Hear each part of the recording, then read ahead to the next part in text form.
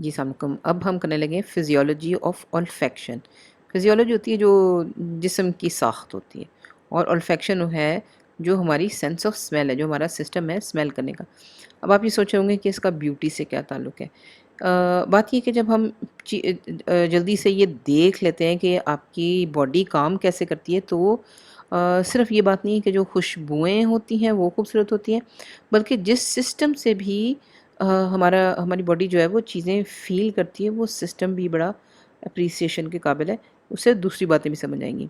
Epithelium is one of the 4 basic types of animal tissue along with connective tissue, muscle tissue और nervous tissue. अब ये तरह-तरह के tissue यानी बाफ्तें जिसको कहते हैं, वो 4 तरह की मेजर होती हैं। कि एक तो होती है नर्वस टिश्यू के जिसमें नर्व्स जो कि इधर से उधर सिग्नल लेके जाती हैं, जो पतली-पतली तारें सी होती हैं हमारी बॉडी में। नर्वस सिस्टम का जो पार्ट होती है, एक नर्वस टिश्यूज़ होते हैं, एक मसल टिश्यू होता है जिससे हमारे मसल्स बने होते हैं, यानी खींचने वाला, और उसका ख़ास एक चीज़ होती है। कनेक्टिव टिश्यू होता है कि जो जो ऑर्गन्स को आपस में जोड़ते हैं। और एपिथेलियम समझें कि स्किन की तरह की चीज़ है कि जो सरफेस पे है, जिसके अंदर समझिए कि सेंस करने वाले ऑर्गन्स जो है ना वो लगे हुए हैं। Epithelial tissue lines the outer surface of the organs and blood vessels throughout the body. मैं तो कोई मेडिकल डॉक्टर नहीं हूँ, मुझे पूरी बात नहीं पता, लेकिन इतनी मुझे समझ आ रही है कि जो एपिथेलियल टिश्यू होता है जिसकी बात हम कर रहे हैं, वो ये जो एपिथेलियम जिसे जिसको कह रहे हैं वो एपिथेलियल टिश्यू भी है। यही जो है ये समझें कि हमारे जितने भी ऑर्गन्स हैं, दिल, गुर्दा, दिमाग, जिगर, उसके जो बाहर वाली सरफेस है, उसके ऊपर ये झिल्ली सी लगी हुई होती है, और ब्लड वेसल्स जो होते हैं, जो खून की शरेयानें होती हैं, उसके भी अंदर ये समझे कि जो उसकी अंदर वाली सरफेस है उस पे भी होते हैं।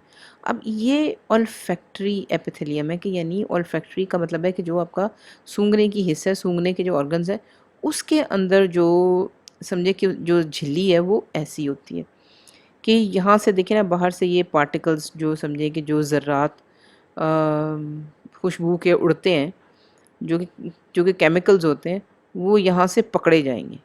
यहाँ से पकड़े जाएँगे और फिर पीछे से रास्ते होते हुए ये जाएँगे आपके दिमाग, मतलब दिमाग का जो भी समझे कि जो हिस्सा आपका ऑल्फैक्शन सूँघ रहा है, ऑल्फैक्शन को फ़ील कर रहा है। तो ये पतली सी समझें लेयर है, जैसे ऐसे ही समझें कि जैसे स्किन की लेयर है, लेकिन इसमें सेल्स और सिस्टम्स ऐसे हैं, ये अब नर्वस सेल्स होंगे कि इसके एंड में नर्व एंडिंग्स हैं, कि इन्होंने समझें, वैसे ये नर्व एंडिंग नहीं है, ये तो उसके बाद थोड़े-थोड़े धागे निकले हुए हैं, लेकिन बेसिकली जितनी भी स्किन्स होती हैं उसके अंदर समझें कि सेंस करने वाले ऑर्गन्स होते हैं, नर्व्स होती हैं, क्योंकि जो भी जैसे अब ये नर्व फाइबर है, ऑल्फैक्टरी नर्व फाइबर है, कि सूंघने वाले सिस्टम के जो नर्व है ना, वो यहाँ पे आके एंड करेगी, और उसका काम यही है कि बाहर से जो स्टिमुलस है वो ले, यानी बाहर से जो भी पार्टिकल है वो किसी ना किसी तरह पकड़े। अब तरह तरह के, अब आपके टच की सेंस के जो है वो जो नर्व फाइबर्स हैं वो अलग होते हैं, जो देखने वाले वो अलग होते हैं, लेकिन बहरहाल स्मेल कैसे होते हैं। वैसे तो मैं पूरी फिजियोलॉजी पढ़ने की ज़रूरत नहीं, लेकिन सिर्फ एक सिस्टम समझना है हमने कि आखिर ये चीज़ कैसे करती है। An example of the epidermis an example is the epidermis, the outer layer of the skin. जैसे जिन टिश्यूज़ की मैं बात कर रही हूँ कि जो कि समझिए कि स्किन की तरह के होते हैं, जिसका मकसद, जिसका काम यही है कि एंड में उसके नर्व्स हों और वो बाहर से इन्फॉर्मेशन लेके आए। उसमें से एक की एग्जांपल समझिए जिसको एपिडर्मिस कहते हैं। एक नहीं, हम इसी चीज़ की जो एपिथेलियल टिश्यू की बात करें, उसकी उसने चूँकि हमारे ऑर्गन्स को जगह-जगह से कवर किया हुआ है, उसकी सबसे बड़ी जो मिसाल है वो एपिडर्मिस है, जिसको हम कहते हैं जिल्द, जो हमारी सबसे बाहर वाली जो स्किन लेयर होती है स्किन की, उसको कहते हैं। अब ये भी पूरा समझने की ज़रूरत नहीं है, लेकिन ये भी देखें कि ऐसे ही है कि ये जो ऊपर की 2-3 लेयर्स में ना, समझिए कि ये स्किन है, ये एपिडर्मिस है, ये स्किन है, जिसके अंदर से बाल निकले हुए होते हैं, और खून की शरेयानें बहरहाल यहाँ पे नहीं होती, नीचे-नीचे होती हैं, लेकिन इन सारी चीज़ों का मकसद ये है कि इसके अंदर जो है ना वो नर्व्स होंगे। जैसे ये देखिए नर्व्स, ये नर्व एंडिंग्स हैं, ये नर्व है। अब नर्व एंडिंग का मकसद ये है कि स्किन के ऊपर जो कोई मूवमेंट आपको फ़ील हो रही है, कोई टेम्परेचर, कोई रगड़ा, जो कुछ भी है, वो यहाँ से वो कलेक्ट करता है और फिर लेके जाता है उसको, अपने दिमाग तक पहुँचाता है। तो स्किन का काम यही है कि स्किन में सेंस करने वाले, फ़ील करने वाले ऑर्गन्स होते हैं। मतलब नर्व एंडिंग्स होती हैं, कुछ नर्व एंडिंग्स टच को पकड़ने के लिए होंगी, कुछ जो है वो शायद टेम्परेचर को फील करने के लिए हों। लेकिन इसकी बेसिकली जो स्किन है वो ऐसी इसी शक्ल में होती है। The olfactory epithelium is a specialised epithelial tissue.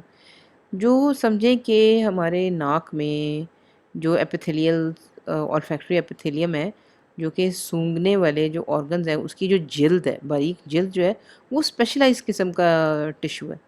और ये हमारे नाक के अंदर समझें कि नाक के अंदर की जो झिल्ली है उसकी बात हो रही है, और इसका काम यही है कि ये स्मेल के पार्टिकल्स पकड़े।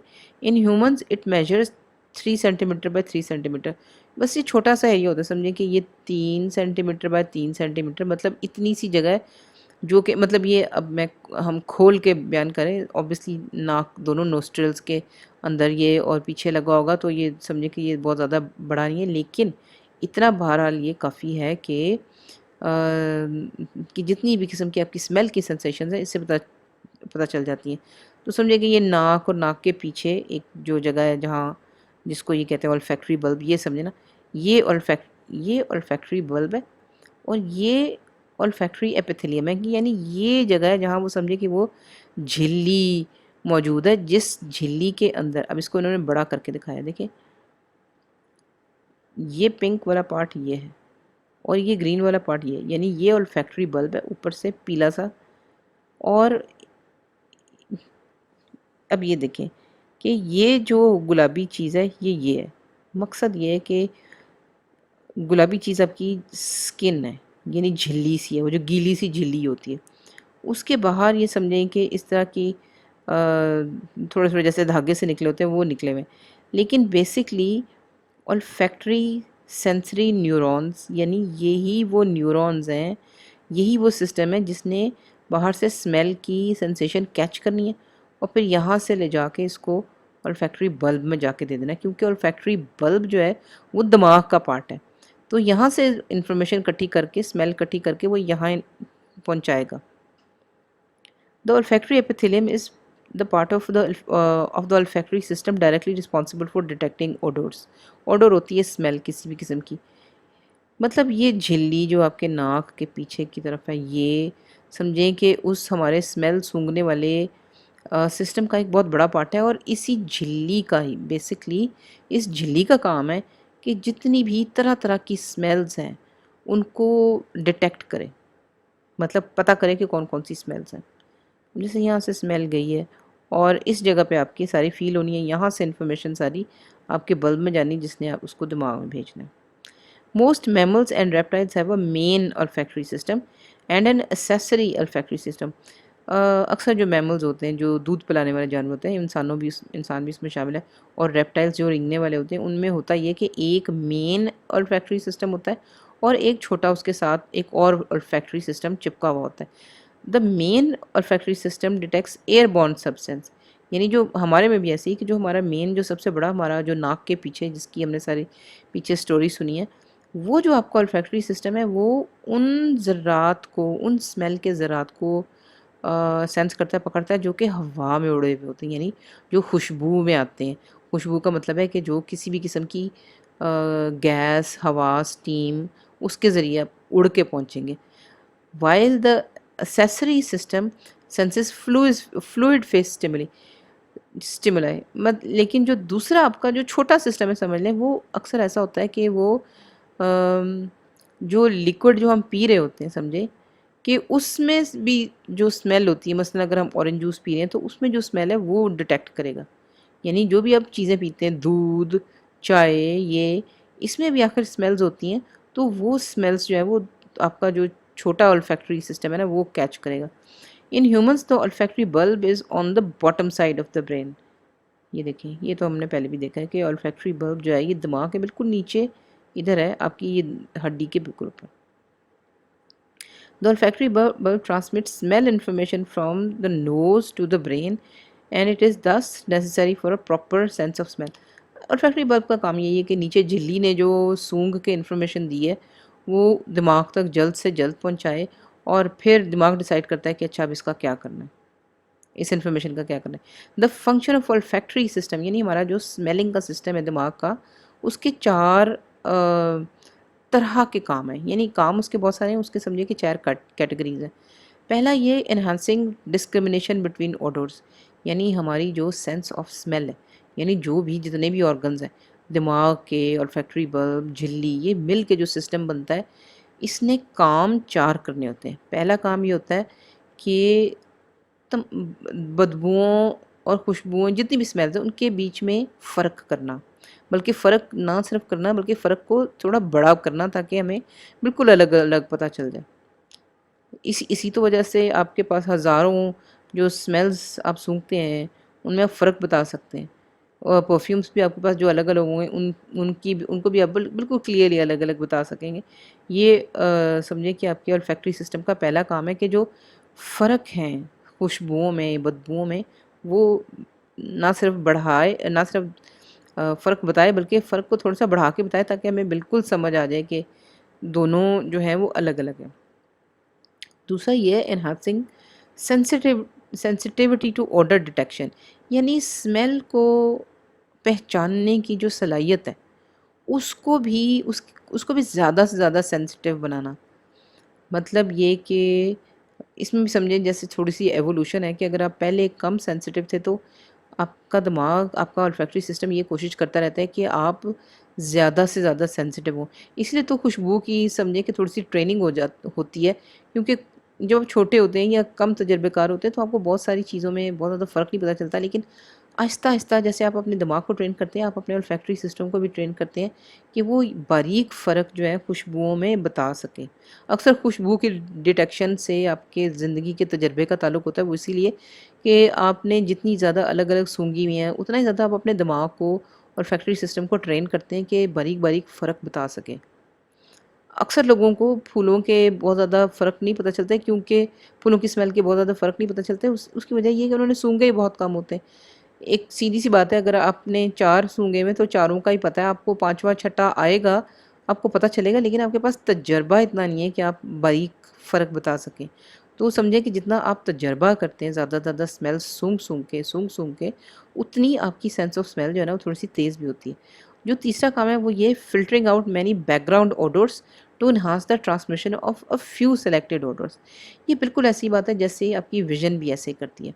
आप अगर आँखें खोल के देखें, आपके सामने बेतहाशा चीज़ें नज़र आ रही हैं। अगर आप अपने कमरे के अंदर भी देख रहे हैं, तो कम से कम को 25-30 चीज़ें नज़र आ रही हैं, बारीक-बारीक या हर तरह की।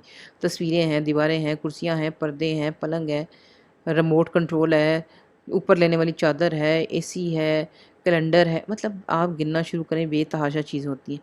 लेकिन हम आमतौर पे गौर उन्हीं चीज़ों पे करते हैं जिनसे हमारा मतलब होता है। यानी बहुत सारी चीज़ों को की इम्पोर्टेंस कम करके हम बैकग्राउंड में फेंक देते हैं, और जिस चीज़ की ज़रूरत होती है, मुझे अगर रिमोट चाहिए तो मैं रिमोट मुझे जल्दी से नज़र आ जाएगा, क्योंकि इस वक़्त मेरी आँखें रिमोट को तलाश करेंगी, सारा फ़ोकस मेरा रिमोट पे है। इसी तरह सेंस ऑफ स्मेल भी यही करती है कि कई दफ़ा अब आपको एक जगह पे किचन में बैठे होंगे तो आपको बहुत सारी स्मेल्स आएँगी। लेकिन आपके पास चॉइस होती है कि आप उसमें से कौन-सी स्मेल के ऊपर अटेंशन ज़्यादा पे करें, उसको ज़्यादा गौर से देखें, तो बाकी स्मेल जो है वो बैकग्राउंड में चली जाती हैं। मसलन अब कॉफ़ी की स्मेल आ रही है पीछे से, लेकिन अगर आप फूल सूँघना चाहते हैं तो आपके दिमाग में कैपेबिलिटी है कि आप फूलों की स्मेल पे फ़ोकस कर लें, कॉफ़ी की आती रहेगी, लेकिन वो थोड़ी-सी बैकग्राउंड में चली जाएगी।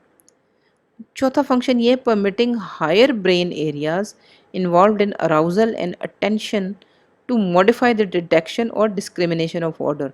ये थोड़ा सा मुश्किल पॉइंट है, लेकिन ये बड़ा ज़बरदस्त पॉइंट है कि देखें, दिमाग के कुछ ज़रा सिंपल काम करने वाला पार्ट भी होते हैं, मुश्किल काम करने वाले पार्ट भी होते हैं।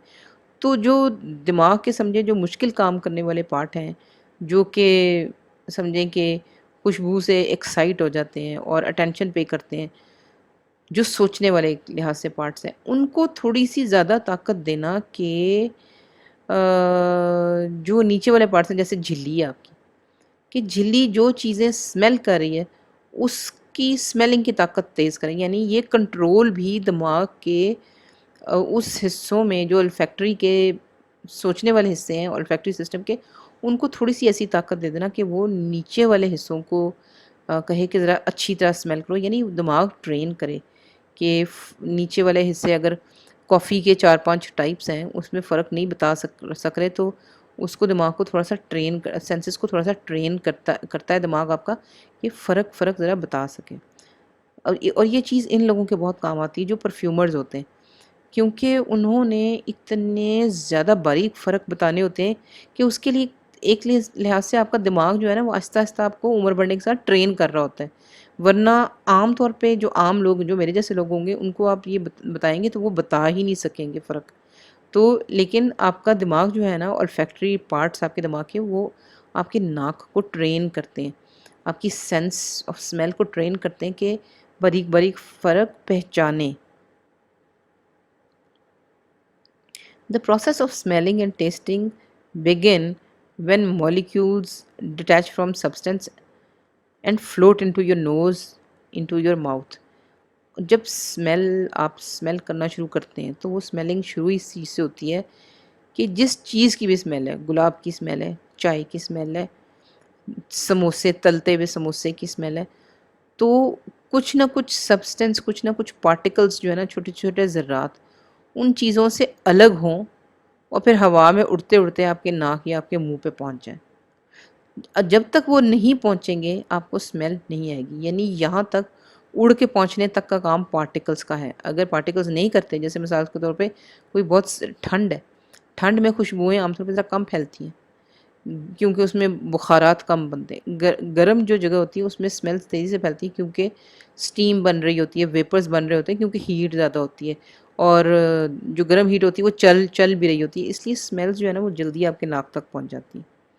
अब खाने में ये जो जो खाना ठंडा होता है, आपको पता है जो खाना ठंडा होता है उसकी स्मेल नहीं आती इतने मज़े से। लेकिन जैसे ही आप उसको माइक्रोवेव करेंगे, गर्म करेंगे, उसकी स्मेल एकदम तेज़ जाना शुरू हो जाएगी, क्योंकि गर्म खाने में स्टीम बन रही होती है तेज़ी से और उस स्टीम के साथ पार्टिकल्स चिपक-चिपक के स्टीम के अंदर शामिल होके उड़-उड़ के आपके नाक तक पहुँच रहे होते हैं। यानी स्टीम की वजह से स्पीड ज़रा बढ़ जाती है उन पार्टिकल्स के नाक में पहुँचने की, इसलिए गर्म चीज़ों की आपको जल्दी स्मेल आती है। In both cases, the molecules must dissolve in the watery mucus in order to bind to and stimulate cells. अब जैसे ही ये पार्टिकल्स आपके नाक में दाखिल होते हैं तो हमारे नाक में लिक्विड होता है, नज़ला तो नहीं लेकिन हल्का सा लिक्विड होता है, हमारे अंदर से झिल्ली गीली होती है। और वो गीली इसलिए होती है क्योंकि वो उन पार्टिकल्स को पकड़ ले और चिपका ले अपने साथ, क्योंकि वो चिपकाएगी तो नर्व्स, उस नर्व एंडिंग जो है वो उन पार्टिकल्स के साथ कांटेक्ट में आएंगे, और जब नर्व एंडिंग जो है वो को टच करेगी उन पार्टिकल्स को, तब समझें कि वो सिग्नल पकड़ेगी और स्मेल का आपको एहसास होगा। These cells transmit message to brain areas where we perceive odors and taste. जब जब ऐसे हो जाता है कि छोटे-छोटे पार्टिकल्स आपके नाक के अंदर चिपक जाते हैं और फिर नाक के जो नर्व एंडिंग है उसको स्मेल पकड़ते हैं, फिर वो पकड़ लेती है, तो फिर वो स्मेल की इन्फॉर्मेशन जो है, वो मैसेज जो है ना, वो दिमाग तक पहुंचता है, उस हिस्से तक जिस हिस्से में स्मेल्स और टेस्ट का की प्रोसेसिंग होती है, and where we remember people, places or events associated with the olfactory and gustatory tastes। और उधर उन्हीं हिस्सों के पास ही हमारे, समझे, मेमोरी के, ही हमने पहले भी जिक्र किया, जहाँ स्मेल प्रोसेस हो रही है दिमाग में, बिल्कुल उसके पास ही एक और हिस्सा है दिमाग का जो कि याददाश्त को और स्मेल को और जायके को और जज़्बात को जो है ना प्रोसेस कर रहा है। इन सारी चीज़ें जो है ना करीब-करीब हैं, इसीलिए आपकी स्मेल से आपकी मेमोरी बहुत ज़्यादा जुड़ी हुई होती है। अब आपको, जब आप कोई खाना पका रहे होते हैं, तो आप जैसे खाना पक रहा होता है, उसकी स्मेल तेज़ से नाक में आ रही होती है, तो आपको वो बड़े अपनी मेमोरी में जगह-जगह टच कराता है। अगर समोसे में मेथी हो, तो मेथी की जो स्मेल होगी वो मुझ जैसे पर्सन को कोई 30 साल पीछे ले जाएगी, जहाँ आलू और मेथी और इस तरह की चीज़ें बनती थी। अगर इसमें धनिये की स्मेल ज़्यादा होगी तो वो कहीं और आपको शायद ले जाए। यानी आपकी जो-जो मेमोरी होती है इन मसालों की, इन स्मेल्स की, जब जो काम इस वक़्त हो रहा होता है वो उन मेमोरीज़ को खींच के ले आती है स्मेल करंट आपके सिचुएशन में। अब चटनी बन रही है, तो चटनी पिस रही है, इसकी स्मेल एकदम कोई अंदर से मेमोरी आपकी जगाएगी, और मोस्ट प्रोबब्ली आपके बचपन की। जूते की स्मेल से ऐसे। मतलब मेरे साथ कम से कम होता है, जब आप जूता पॉलिश कर रहे होते हो तो एकदम वो चेरी ब्लॉसम की जो स्मेल है उससे एकदम मुझे लगता है कि मैंने स्कूल जाना शुरू कर दिया 40 साल पहले। सिगार के साथ भी, सिगरेट्स के साथ भी यही होता है। अव्वल तो बहुत से लोगों को इसकी स्मेल पसंद नहीं आती, लेकिन अगर कहीं भी स्मेल आए टोबैको की, तो वो भी डिपेंड करता है कि आपने टोबैको को अपनी लाइफ में कैसे एक्सपीरियंस किया हुआ है। जिस तरीके से भी एक्सपीरियंस किया हुआ है, आप वो स्मेल आपको उसी मेमोरी में वापस ले जाएगी। Thank you.